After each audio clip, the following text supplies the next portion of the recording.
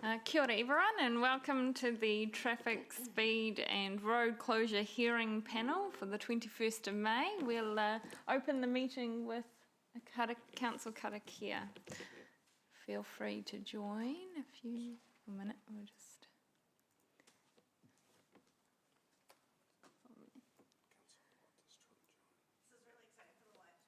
Yeah. Just waiting for... Cool. Okay, kia inoi tātou. Tui e runga, tui e raro, tui e roto, tui e waho, tui ngā kaimahi o te kirikiriroa, whaia te kahurangi, kia u, kia mau, kia ita, haumie, huie, taiki. Thank you, everyone. We have an exciting meeting today and a record, possibly unofficially, 1,821 pages of agenda, so let's crack into it. So item 1, I'll open for apologies. I currently have a full absence from Mayor Southgate, Councillor Wilson and Councillor Van Oosten, all on council business, and early departure potentially from Deputy Mayor to leave at 12. Is there any other apologies today? No. That being said, I move the apologies be accepted. Can I have a seconder? Councillor Hutt. All those in favour? Aye. Against? The motion was carried unanimously. Thank you. Item 2, confirmation of agenda. Are there any changes to be made? I note that we have another public submitter. Thank you for joining us today, and we'll add him to the public forum at item 6. So I'll move that the agenda be confirmed. Can I have a seconder? Yep. Oh, Councillor Jeff. All those in favour? Aye. Against? The motion was carried unanimously. Thank you. Declarations of interest. Are there any declarations of interest? I'll just note that I do own a property which is looking at a parking restriction change in item 6, but I do not feel conflicted on the matter and will take part in the voting. Do I need to move that then? No. Cool.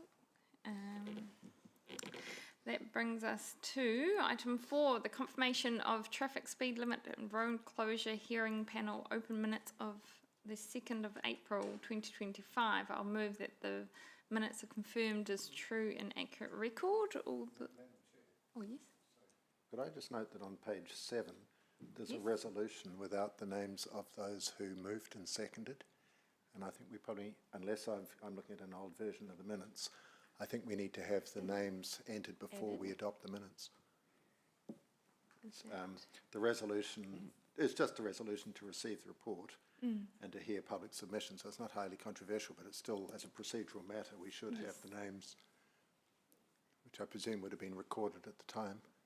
Excellent point raised.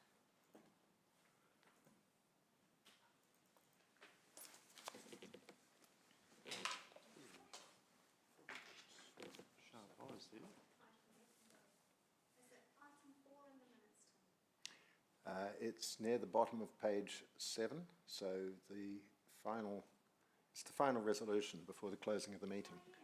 And there are 2, it just says resolved councillor without actually saying who they were.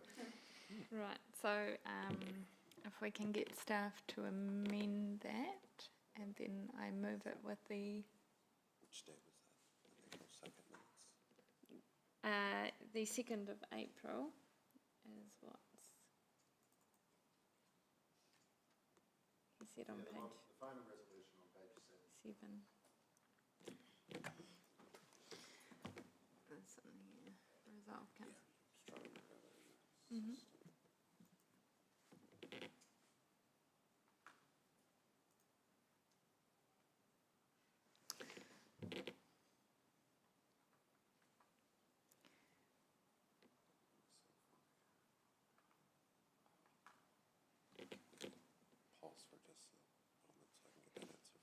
Yep. We'll just pause the meeting for a moment while staff can action that.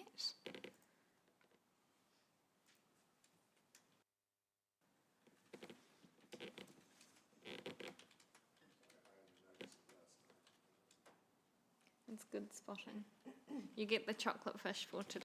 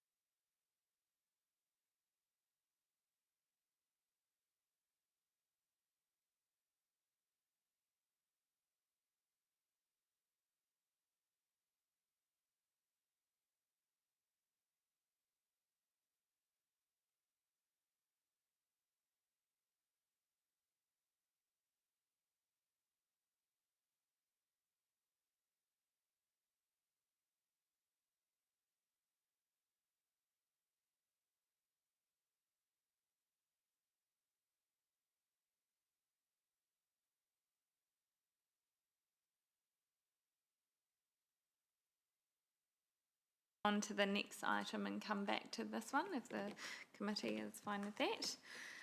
So with that being said, we'll move to item 5.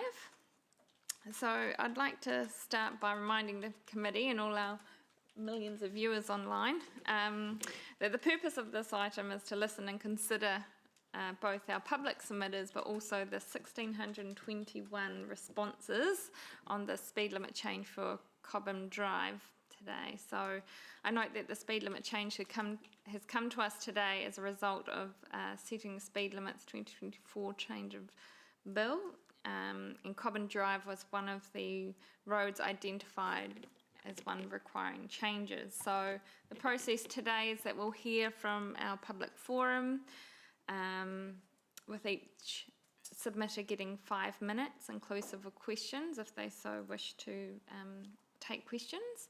And after this, we'll hear from staff on the report and open up for questions and then make our final considerations. So I will call our first submitter, who I believe is Mr. Jeff Henderson, who should be joining us online. We are a little bit early though. Are we aware if Jeff is online? Welcome. Kia ora, welcome Jeff. Thanks so much for taking your time out today and joining us on Zoom land. So you have 5 minutes for your submission today. We have also received your written submission. Please include time for questions if you so wish to take them. If you hear a bell, then that's an indication that your 5 minutes is up. So I'll hand it over to you. Thanks, Jeff. Yeah, super. Thanks for that.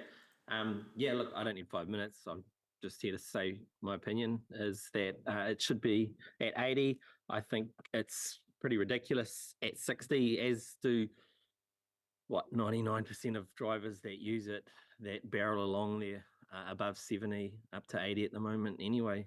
Every day I use it, and you sit there at 60 and you're getting overtaken, you're getting tailgated. And I just think it's a reflection of how people feel that a dual laned road with a barrier between the other side is appropriate for an 80-kilometre speed limit. And that's it. Lovely. Thank you, Jeff. I will open it up for questions from members. No, there being none. Oh, yes, certainly, Councillor McIntyre. Jeff, good morning. Tim McIntyre, in case you can't see me.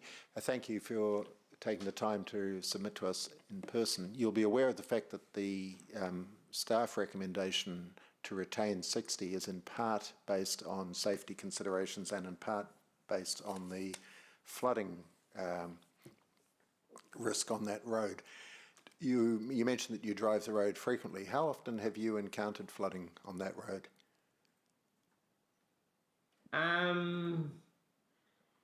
Oh, once, twice a year max. And have you felt that drivers have slowed down to take account of those altered conditions? Yeah, absolutely. Has there been signage when the road is flooded to warn drivers of that? Yeah. Right. Thank you. Thank you, and thanks, Jeff, for your time today. Is there any other questions? Sorry. Right, thank you, Jeff, for your time. Your submission was very clear, and appreciate you taking the time out today to submit. No problem. Thank you. Thank you.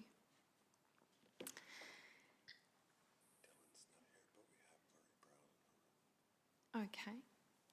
I'm aware that the next speaker, Dylan Matana, is not arrived yet, but that Murray Brown is. So, Murray, if you're willing, you can come up and give your submission today. Take a seat. Yeah, absolutely.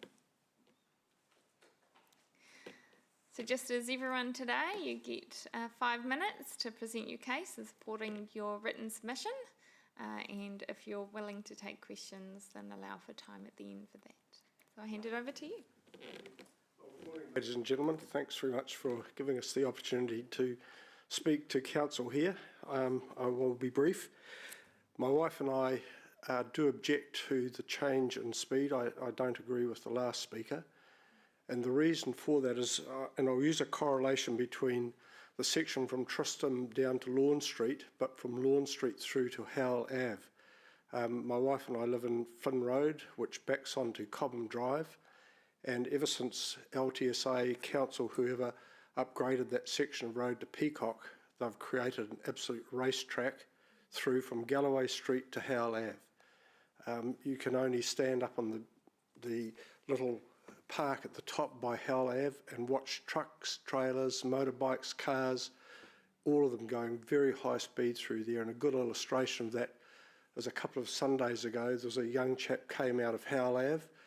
He saw what he saw was open road and he lost control of the car and he was going so fast he pushed his way through the vegetation on the left-hand side of the road and actually mounted the footpath up in the park. That's how fast some people travel through there. I used to ride motorcycles and race motorcycles, and I can tell you, I can hear bikes going down there. They're doing well over 80, up to 100k. They just accelerate from hell down. And the reason that I'm talking about that section of road is that I see if the section from Tristram to Lawn is upgraded to 80, drivers will just see what they see from Galloway through to Howell, and that is open road. And I use the term open road because I've tried to address this many times, both with council, I think I've written to councillor here, LTSA, police, and asked them to try and do something about the high speed on that section of road. And I was personally told by a senior LTSA staff member in Hamilton here, they don't see urban road, they see open road. As soon as they depart the roundabout at Galloway, they just see open road, and that's why everyone speeds there. My wife and I are regular patrollers with Community Patrol in Hamilton here.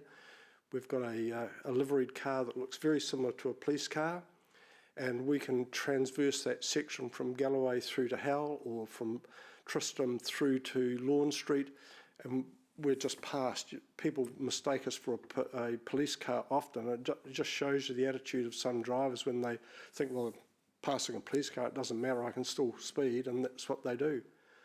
So we request that the status quo remains, because we believe that if that section of road is put back to 80, people will just continue that 80 speed and they'll go even faster through that section from Galloway through, even from Lawn Street through to Grays Ave, through to Galloway. It'll just become an open racetrack. And that's our submission. Thank you, Murray. Do you have any questions from elected members? No? No? I just had one, Murray. So you mentioned that you'd lived there a while.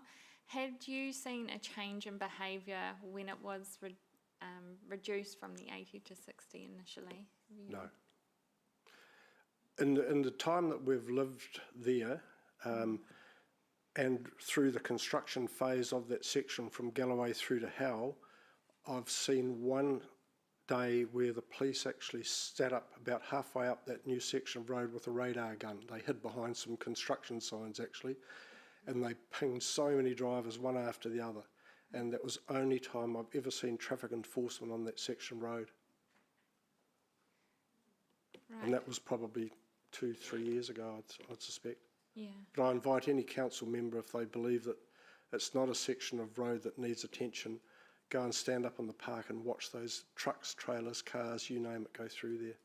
And I just believe that that will be duplicated to a worse extent on that section of road from Tristram to Lorne if the road is upgraded back to 80k. Lovely, that's clear. Thank you very much, Murray, for your time. I appreciate you coming in today. Thank you for the opportunity to talk to council. I appreciate it. Lovely, thank Thank you. you. Has Dylan arrived yet on? Nor has Peter. So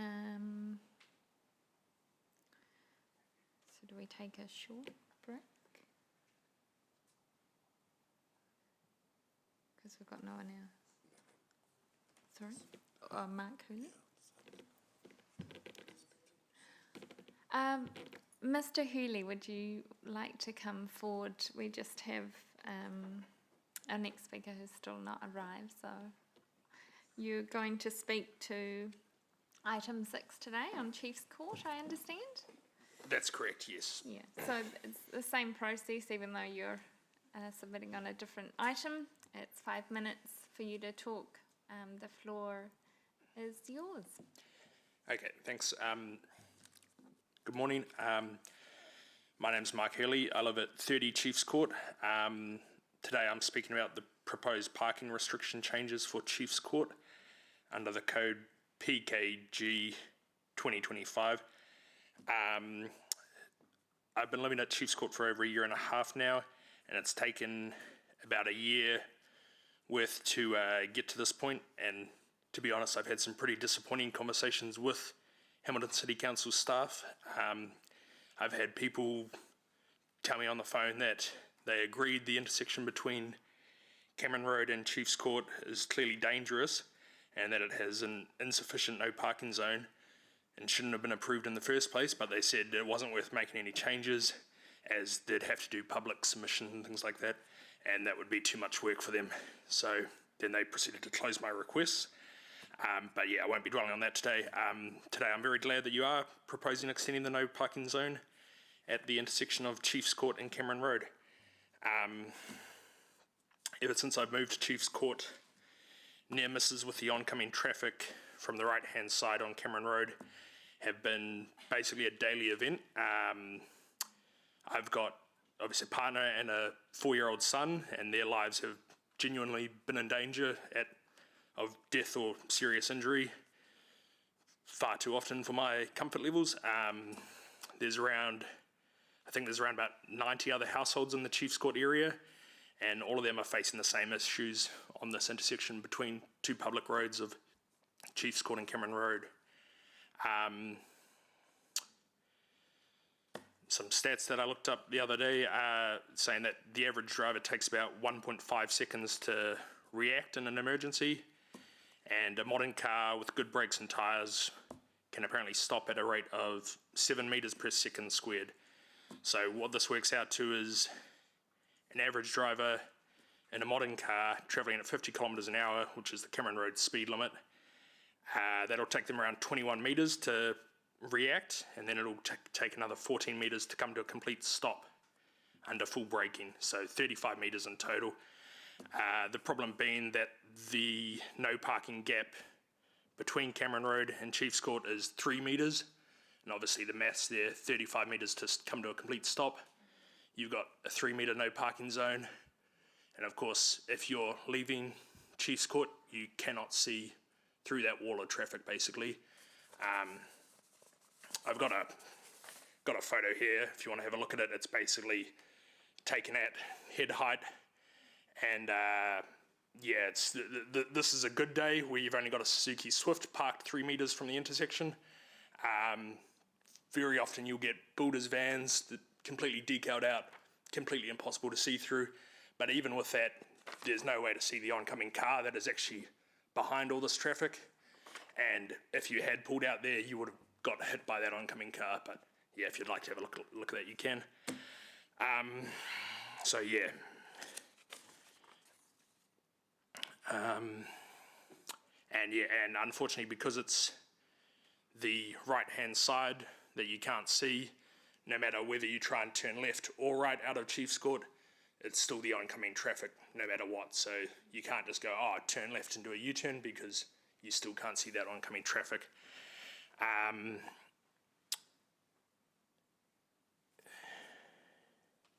yeah, thank you. Now you might be saying, if this intersection is so dangerous, why is it different to any of the other Cameron Road intersections? Well, literally 100 metres down the road, you've got the intersection of Ford Street and Cameron Road. That's got a 24-metre gap of no parking next to that intersection on the northern side, and then on the southern side of it, it's got a 12-metre no parking zone. Directly opposite that, you've got Beaumont Street and Cameron Road. That's got a 20-metre no parking zone on the northern side and a 10-metre no parking zone on the southern side. So I just don't see why Chiefs Court is this massive outlier with a 3-metre zone on the exact same road, that you're saying it's dangerous enough, we need a 20-metre no parking zone for these streets, and then a 3-metre no parking zone for this public road, Chiefs Court. It's very clear to me that Hamilton City Council believes the Cameron Road intersections are dangerous and need plenty of visibility. Thank you for your time, and obviously I support extending the no parking zone on Cameron Road. Thank you very much, Mark. We have run out of time for questions. Yeah, but your submission was very clear, and others submitters as well. So thank you very much for coming in today. I appreciate you taking the time. And I believe we have Peter Boss in the room.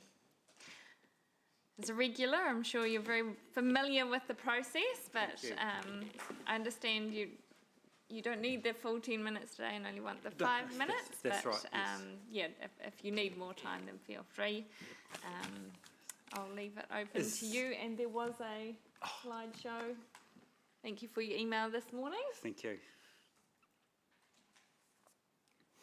Oh, well, that comes up, I'll start. Yeah, absolutely. Okay. Good morning, all. Hey. I'm speaking on behalf of Living Streets Kirikuro. Living Streets Kirikuro supports maintaining the 60 km/h speed limit at Cobham Drive.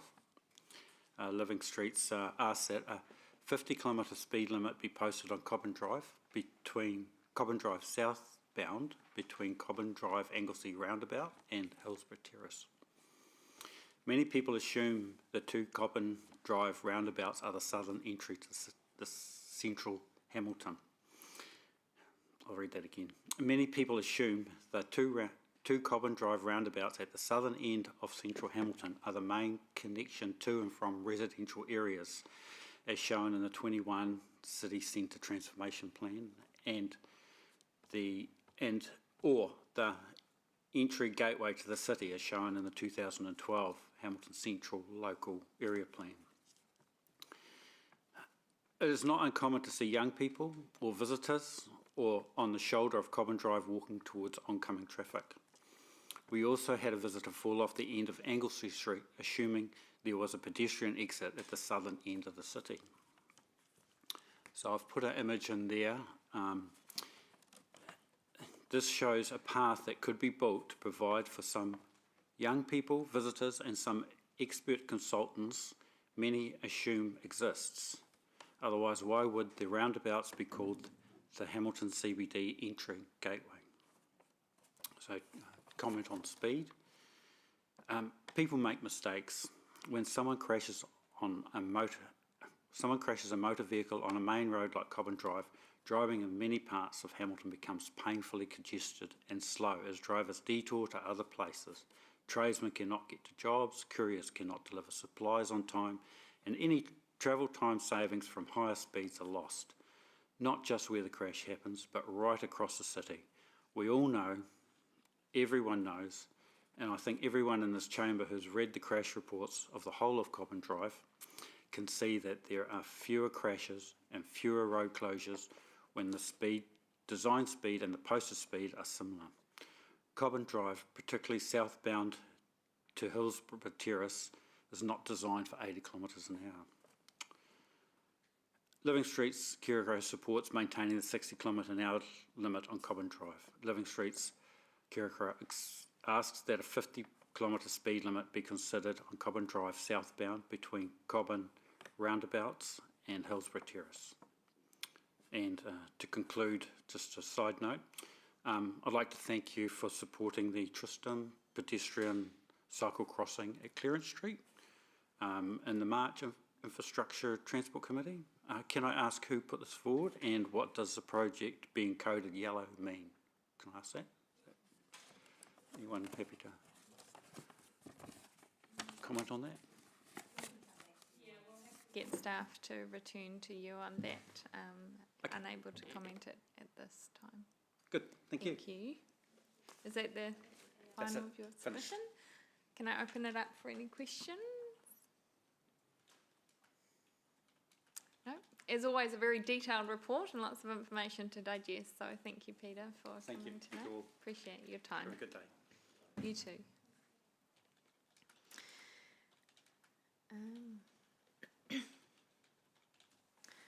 So I believe our next speaker is unable to join us till 10:20.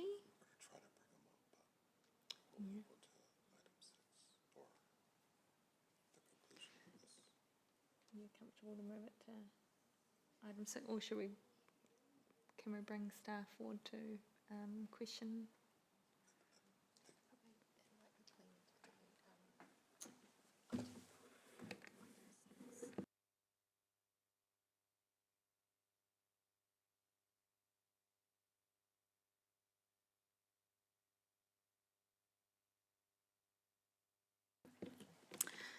Okay, just mixing things up a bit, just because our last submitter is unable to join us till 10:20, and I've just been informed that to make things a bit cleaner, we'll instead of bringing staff back and forth, we'll open up for item 6, and then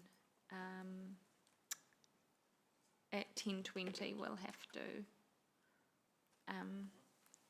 pause it, adjourn it again to hear the public submitter.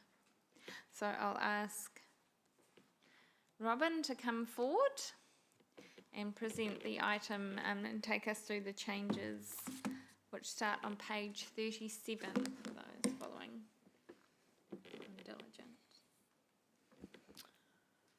Good morning, councillors.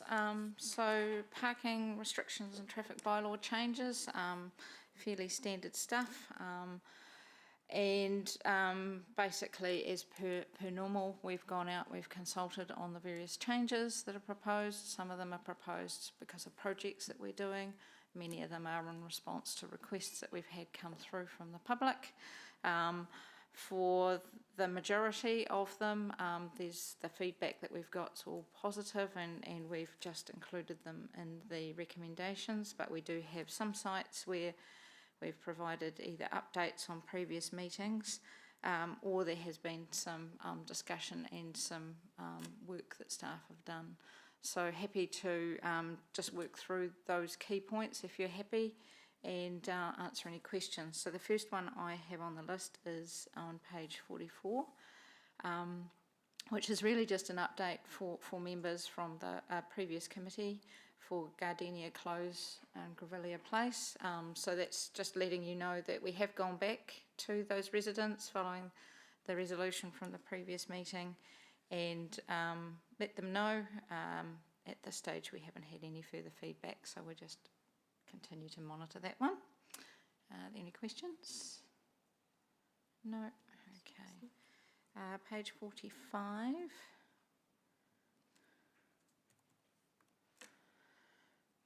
Right, sorry, just trying to run my machine at the same time. So we've got Lake Domain Drive, Rafferty Street and Rifle Range.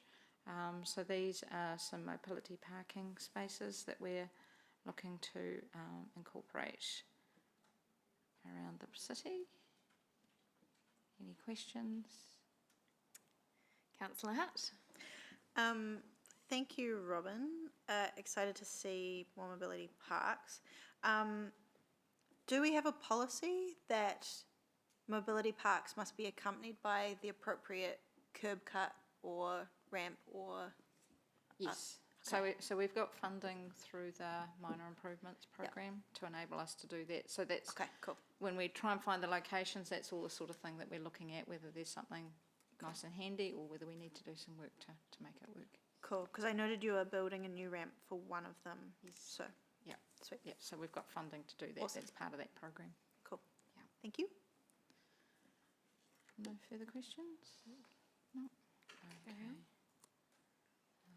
Next one is page 47, Alexandra Street. So Alexandra Street is really just a tidy up from restrictions that were put through as part of the Union Square development quite a few years ago.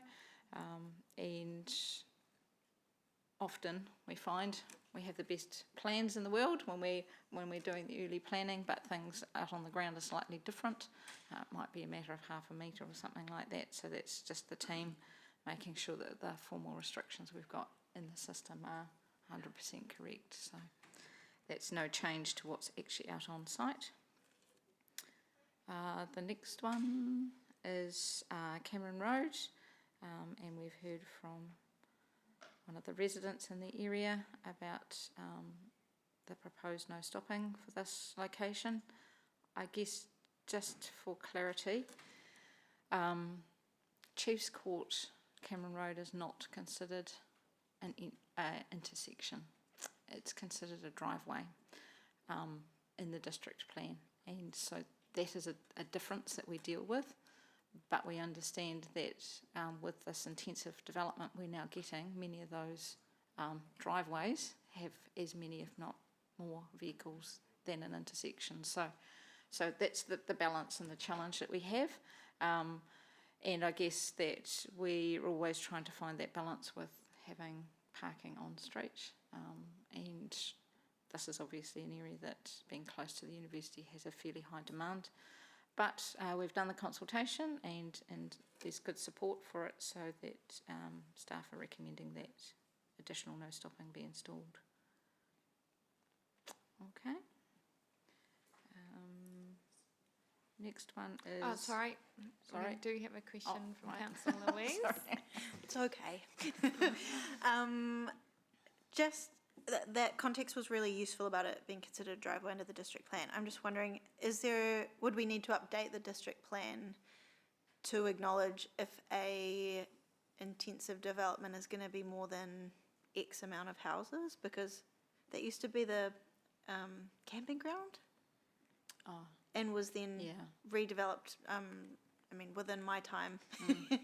So I'm just kind of like, could we not acknowledge that when it's going to be more than 10 houses, that the no stopping restriction should be sort of longer from the get-go? It would be really useful if we can put that in as part of the development process, because that then doesn't require us to go and consult with people later on and for them to potentially feel that they're losing something. Yeah.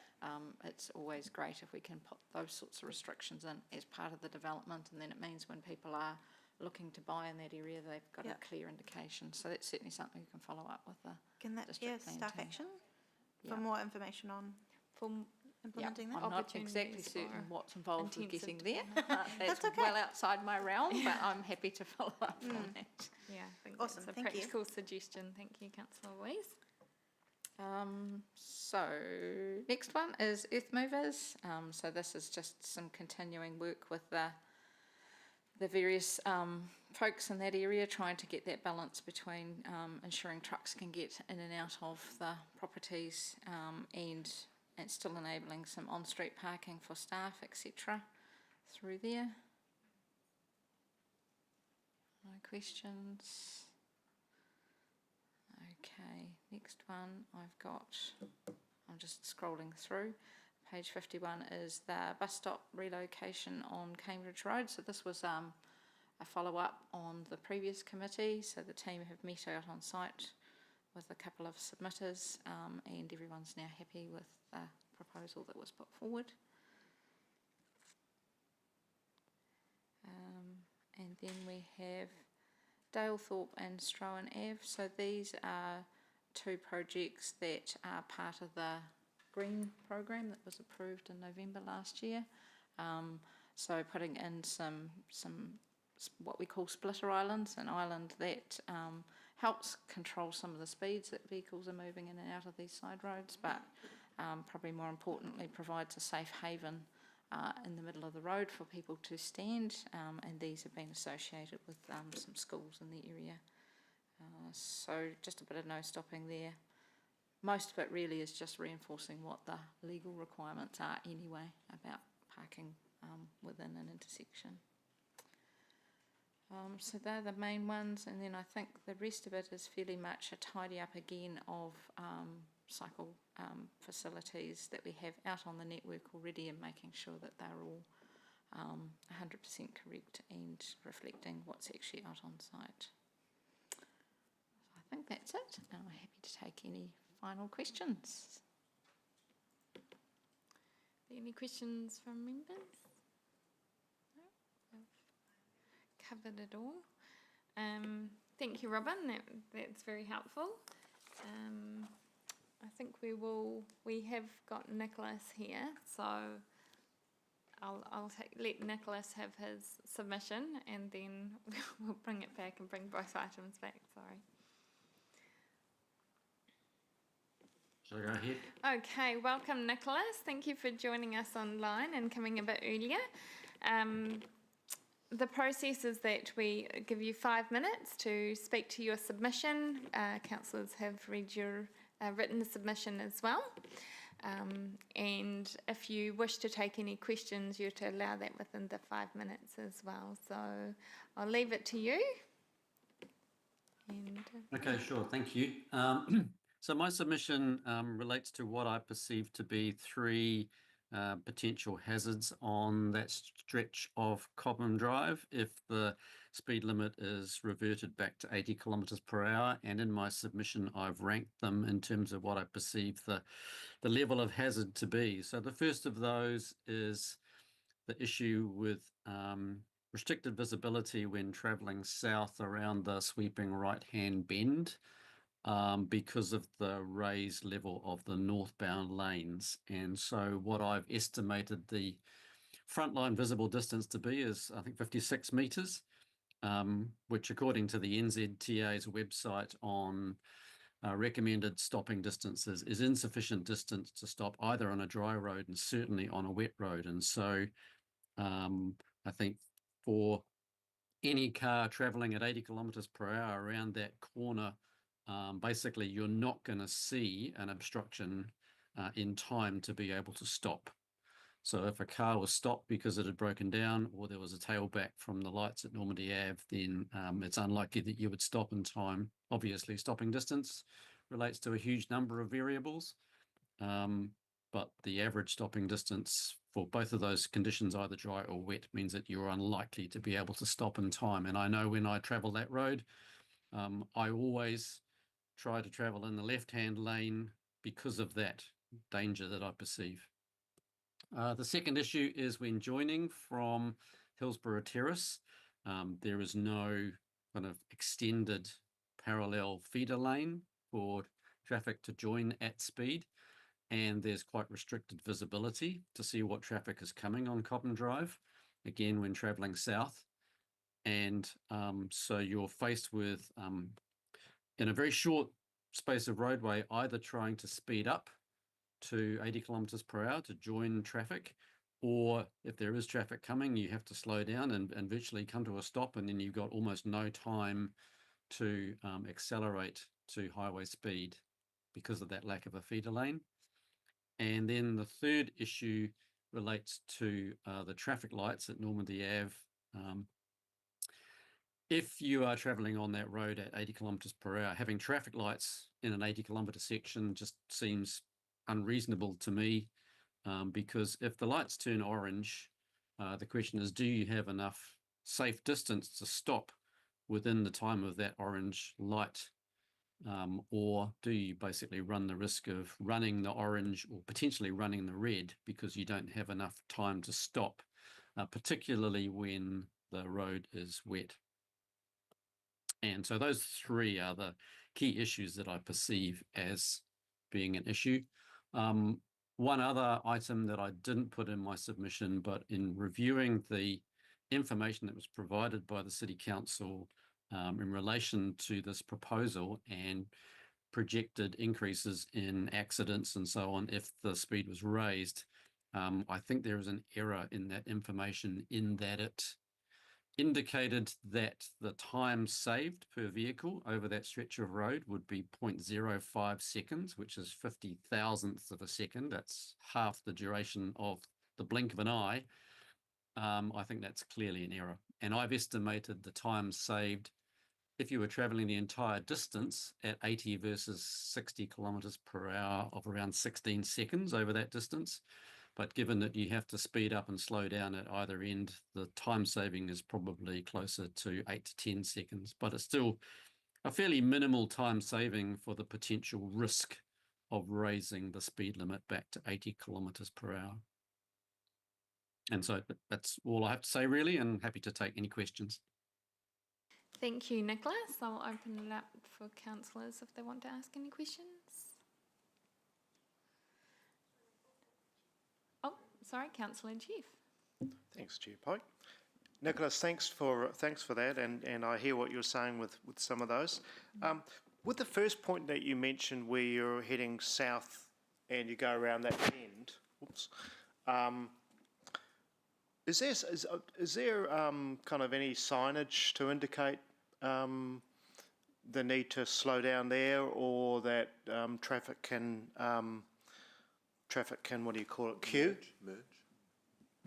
Not that I believe so, no.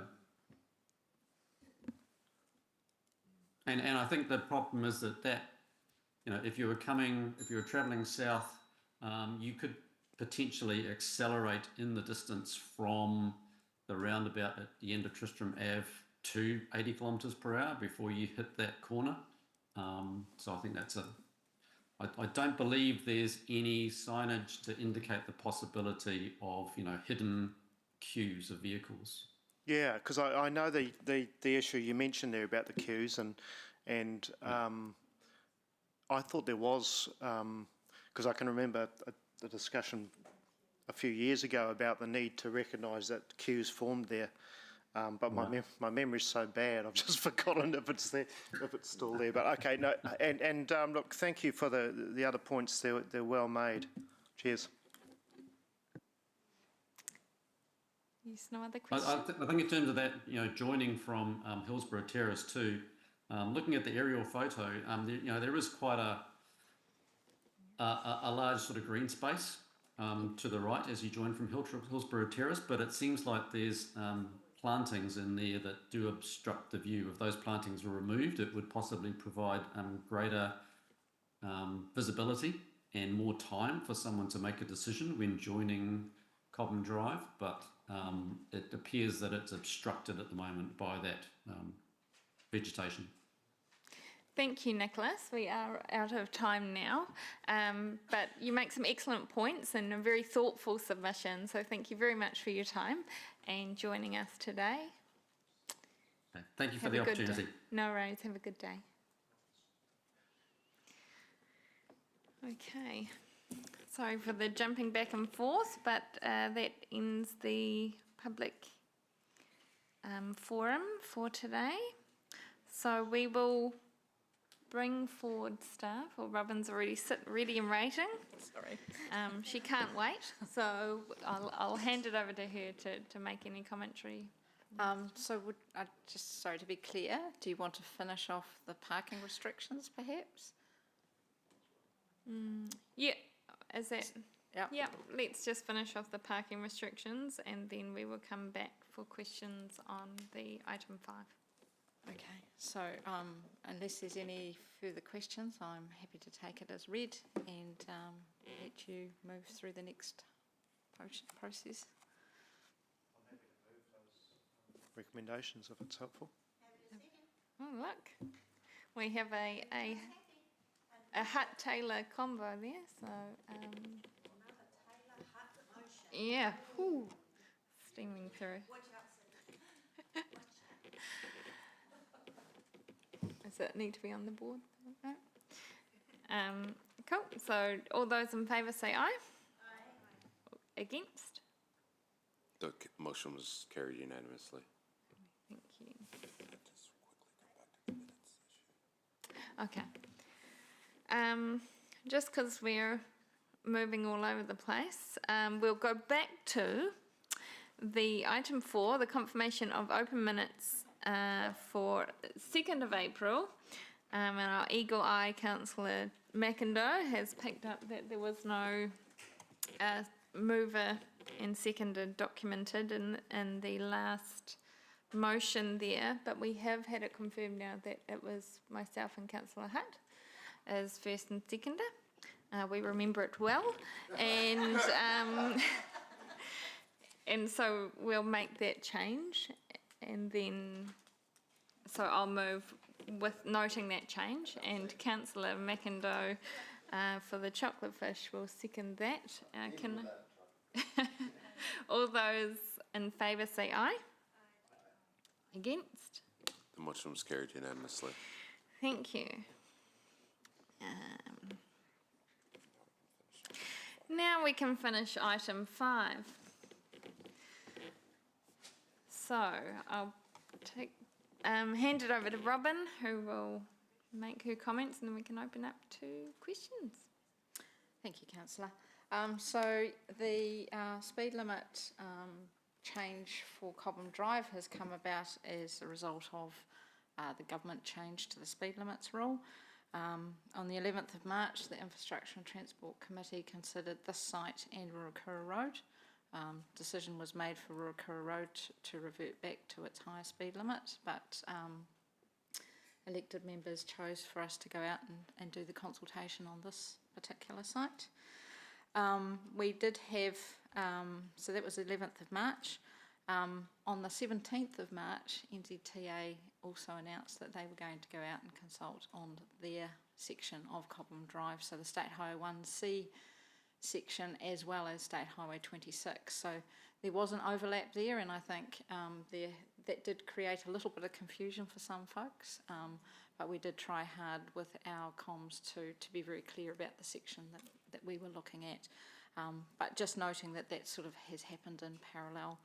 That consultation closed on the 14th of May, and we understand that the NZTA will be looking to try and have a decision for the 6th of June. So there's been some sort of general coverage, and thank you for your intro at the beginning, Councillor Emma, about the numbers. We had record numbers received as far as the consultation responses came through, and there's great information that the strategic team have done with all the analysis of that piece of all that feedback, and the staff recommendation at this stage is to retrain the 60k speed limit on the basis that there has been a good reduction in crashes through there, that the alignment is such that the speeds around some of those corners, and I've noted, and apologies, and those signs of the 65 and 75 those numbers were in place when the speed limit was 80. They were covered up when the speed limit dropped to 60. So I should have made that clearer in the report. Apologies. As a regular user of this piece of road, I do on my commute every day, I am very aware of the fact that those queues come back through those curves both in the morning and evening peak. So at this stage, the staff recommendation is to retain the lower speed limit, and I'm happy to take any questions from councillors. Thank you, Robin. I'll open the floor, and Councillor Hutt is hot on the button. And Thanks, Robin. I noted also in the report you said significant reduction in crashes on the section of road since the new speed limit was introduced. I was just wondering if you could give me a broad, quantified. I think it's somewhere in the report. It was a significant reduction. I think it was about 70%. Certainly from my observations through there, we've had a large decrease in the sort of loss of control type crashes. A lot of those actually are underreported. So that's the observation of seeing all of the material. You can see the skid marks and material dragged back on the road as people recover. But yes, there has been quite a reduction in crashes through there. Cool. Let me just scrub through my documents.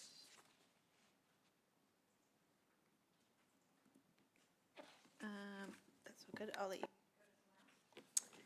Thank you. We'll go to Councillor Taylor. Thank you, Chair Pike. Robin, I asked Nicholas about that, the signage, you know, when you're heading south and sweeping around that corner, to have a hidden queue. Were you just saying, I think you just said it was there, but when we dropped the speed limit to 60, it's been taken out, is that right or not? No, it wasn't the hidden queue, it was the queue. So under paragraph 54, Oh, yeah. Okay, there's that one. those pictures. So the curve advisory, those speeds, Yep. the Yes, board yes. stayed there, but the Yep. numbers were taken off. There are signs around hidden queues. Right, so that's still there, isn't it? The Yes, traffic yes. lights and then the hidden queue underneath. Yep. Okay. Thank you.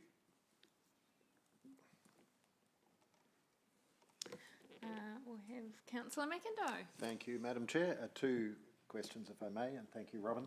The first is relating to 20.3 and the observation that the area is prone to flooding, and you'd have heard me ask the first submitter about his experience of that.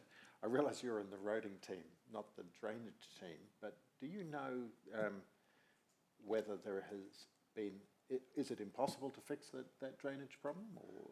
So it is a roading problem, and there's actually funding through the minor improvements to try and do something there.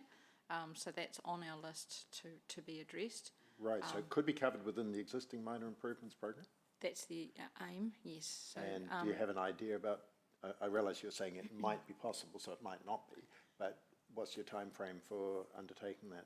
we're looking probably at next financial year, because we obviously don't want to open up anything this time of year, because it's more likely to get wet More weather. likely to get, understood, yes. So we've been doing the investigation. We're trying to find a solution for there. It has been an ongoing issue. Are the initial investigations encouraging, do you think? Yes, we believe so. Because clearly flooding on a road, which is such high density, is an issue, I understand that. Second thing is I'm just a little bit puzzled by point 21 in the report, which is two sentences. The first noting that if the decision is made to return to 80 Ks, all costs associated will be met by the Minor Transport Improvements Program. But then the second sentence says NZTA has recently approved co-investment funding of 51% to assist with the cost. Are those two sentences compatible? So I guess it's about looking at where the council funding comes from. So as part of the green program approved on the 28th of November last year, there was funding for dealing with the speed limit changes. Right. Subsequent to that, NZTA have advised that upon application we are likely to get subsidy of 51% for that work. So would that be only in future, or could it be retrospective? We would apply for this site as part of that. So so potentially we'd have some savings there that could be used for other minor investment program. Yes. Okay, thank you. Sorry. No, thank you. I was just a bit puzzled by how the two matched. Thanks. Thank you, Councillor McIndoe. Deputy Mayor. Thank you, Chair. I was just wondering if it's a good time to put the motion up that will move this to the next council meeting for deliberation. Yes, I think that's appropriate. I think Councillor Taylor, are you seconding this? Thank you. Yeah, giant font, please, giant font.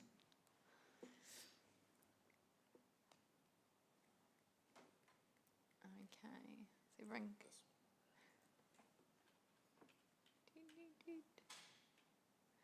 And I wonder why, while governance is doing that, if Tani, if you could just update us on where NZTA is with their process as well. Yep, sure. So we, as Robin indicated earlier, NZTA's submissions on their section of Cobham Drive closed last week, and they're in there. They too have to go through the process of getting approvals from their board if they wish to retain this current limit or if it was to be increased. We've not yet received advice on from them about what direction they'll be taking. Deferring the decision today enables us to align potentially with NZTA's decision, so you don't have too many sections of one piece of road at different speed limits, so that gives this committee and the council a bit more flexibility to enable that to do without making a decision today.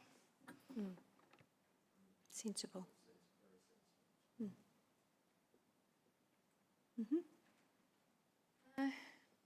Thank you. Councillor Casey Cox. So just a question on process. Our questions are to inform the deliberations report potentially, or with, Yes, there will be now, yeah. Well, depending if on. it goes through, but you can ask any questions. Just in terms of, I mean, I don't expect an answer now necessarily, but just in terms of the suggestion that the 80k would improve or reduce congestion, I can comment on that. oh, you can, okay. So increasing the speed limit won't address congestion. Congestion is in the morning peak is dictated by the activities that are happening in Anzac Parade and across the bridge, and that traffic comes all the way back and queues back down this section of Cobham Drive. So changing the speed limit will not affect that congestion. It will not make any difference to it.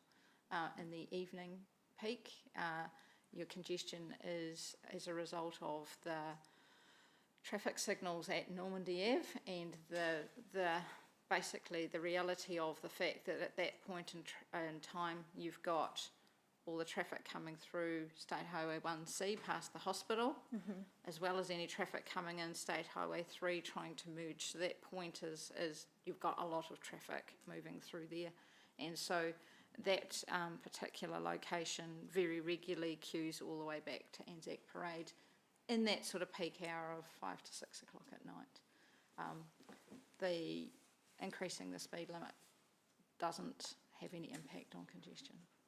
Okay, so if that motion goes through, that can be part of maybe the deliberations report, just some reflections on congestion, because it was, a concern amongst the Yes. submitters, so it would be good to see that. I'm just not certain, and I probably need governance advice as to whether there's going to be additional report written or whether this report just goes through. I think it says refers this report, does it? Sorry, I haven't got my glasses on. So no further. Yes, it was our intent to defer the decision today within this report With this report. entirety to go Okay. to the council meeting next week. Okay, so no further information provided? No, okay, that's okay. That is- Just voting with the NZTA decision, how would that just be added as a verbal update then at the time of that meeting, or how could we include that information if we're just passing this report forward? All I can do is ask and see if NZTA are able to give us an update on their position. At this stage, I understand the decision goes to the board, or no, it's probably not the board, it's director for the 6th of June, so they may not be in a position to provide us a definitive answer. So I guess I'm just asking from governance if that information was available, would this motion allow staff to come back to us with that update within the report? Can I suggest is because we're deferring this decision with this report in its entirety, we could just look to do a cover report with this report as an attachment. So then we can address Councillor Casey Cox's question around congestion, and we can provide any update we've got in that simple, literally a cover sheet for that report. Yeah, that sounds practical. Madam Chair, chairing Zone 2 on Friday, and Andrew Corkle, our Director of NZTA Regional Partnerships, will be there, so I'll give him a little bit of a nudge and just say where, yeah. But I believe we have till the 1st of July to actually make this decision. Yes. So we've got some time up our sleeve. Sorry, just to be clear, the changes are meant to be on site by the 1st of July. On site by the, yeah, And but we're only in May. if we That's a sign. if we do want to make a change, so retaining the 60 is considered a change of speed limit, then we have to also work through the approval process for NZTA. Yeah. Just makes sense to have the NZTA information first. Yeah. Thank you. Councillor Jeff. Oh, I've just got one more question. sorry. Sorry. Just in terms of the pedestrian counts in and around that area, I just noticed there was one submitter who suggested that they try and, what park is it? Graham Park, and cross there. And I just wondered, is there any information about that or any future intention to improve that pedestrian access? So we don't have any pedestrian data through there. I know from my travelling experience that every now and then I do see pedestrians walking along Cobham Drive, both directions. And yeah, I'm not surprised to hear that people are crossing from Graham Park, but there is no intention for any sort of formal facilities on that section of road that I'm aware of. Okay. So it might just be a matter of better wayfinding for people so they know the safe routes in and around there? Yes, I guess it's probably a long walk, so that, you know, we do get locations where people skip across the road. Yeah, it wouldn't be easy getting through that middle island either. No. So. Okay, thank you. So, Now I'll go back to Councillor Taylor. Yeah, sorry, Chair Pike, I forgot this question originally. Robin, just in regards to, it was Mr. Ling, the submitter, into his submission, and he made the point about coming off Hillsborough, heading south, coming off Hillsborough Terrace and merging onto Cobham Drive. And I'm keen to hear what your view is on that, if you regard it as hazardous or an issue at all. It's certainly a challenging manoeuvre, and it does have a very short merge distance, so the lower speed limit certainly helps with that. Visibility for the people coming out of Hillsborough, being able to judge the merge, as well as the people coming along Cobham Drive actually being able to see them is all reasonably tight as well. Some of that, there are some reasonably well-established trees in that sort of triangle section, so there may be some potential for perhaps limbing some of them up a little bit to help with that. But the alignment is such that that actual merge location is around the corner, and that's not going to be easily solved because of that height differential between the northbound and southbound. And yet, I mean, it's been like this for decades. Yes. And we haven't, as a council or staff, presumably haven't seen it as serious enough to advocate any changes to that merging. The only change that we did at that location was following, we had a member of public came down Hillsborough and made a right turn because they saw the two lanes and interpreted that as, and because of that height differential, inadvertently turned right. So we did some changes and tried to reinforce that, but that's the only change that I'm aware of. But you haven't. It's not a high volume of traffic coming through there. Okay, so you haven't, as staff, seen it as enough of a hazard over the last couple of decades or whatever to recommend any further any changes to that other than that? No, the only change we'd probably be able to do is actually close it because of geometrics and height differences and that sort of Okay. thing. So it wouldn't be easy. Okay. Thank you. Thanks, Chair. Thank you. I think that's all the questions from the floor. I just had most of my questions have been answered. I just wanted to look into one of the submitters, I think it was Peter Boss, had requested looking into a shared path between Cobham and Anzac Parade, and just wondering whether that had been looked at previously, if that would be an option, and if we could respond to Peter on that point. Certainly happy to respond. It's not something that we've looked at. Yeah. Off the top of my head, we're fairly limited for space there. And I think what we'd rather see is people stay on the river path Yeah. to get into the CBD rather than move on to that section of road, because even once you've got up to that intersection, there's not good connections in around that sort of Anzac, Tristram, Pack and Save roundabout, and through there, there's very limited. I have, as I said, occasionally I've seen pedestrians try some of those manoeuvres, and it's quite scary, really. So, yeah, I think we'd be hard pressed to provide a safe facility. Yeah, maybe it's back to Councillor Louise's point about wayfinding and signage, directing them to the correct way to go as opposed to trying to walk down a main highway. So that's all the questions today. So we have a mover and a seconder on the new motion. So I'll leave it to Councillor Taylor for debate if she's... Or Well, that's what I thought. very generous. Do you want me to speak to it? Are we on Well, the... in okay, debate, so if you're welcome are we to ready as a for that? mover. Might as well. Okay, yeah, look, happy to move this. This motion I've spent a lot of time on and thought pretty hard about it. But no, I'm happy to move it. Really, two things. One, I think, as Tanya mentioned earlier, it aligns with the NZTA process, which probably is sensible governance to actually wait and see what they're doing, or what they're thinking. But secondly, there's 6 members of the council here, 6 elected members, and I kind of think with these here, the full council needs to be involved.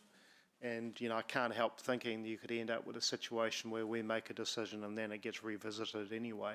So I'm more comfortable if this is something that goes to Councillor O, the Deputy Mayor's Transport and Infrastructure Committee, where the whole council gets to make a D on it. Thank you. Thank you. No other debate? I'll just have a quick speech. Yeah, look, we love when people are engaged in council submissions, and getting 1,621 responses obviously highlights that this is a key road for Hamiltonians and that we're keen to get it right. So I just want to thank our submitters, both those in public and those who submitted online. So it's really great to see people passionate and engaged, and we really appreciate their time. So I think deferring the decision to full council, given the significance of the feedback and of this road, is right, and it allows for potential for extra information from NZTA to be added to deliberations as well. So I think this is a great motion, and thank Councillor Taylor and Deputy Mayor O'Leary for their work on this. That's me. So, yeah, I'll open it up to voting. So, all those in favour say aye. Against? The motion was carried unanimously. Very good. So, after going back and forward, all through today, thank you for your patience and your interest today. So we will close with the council karakia.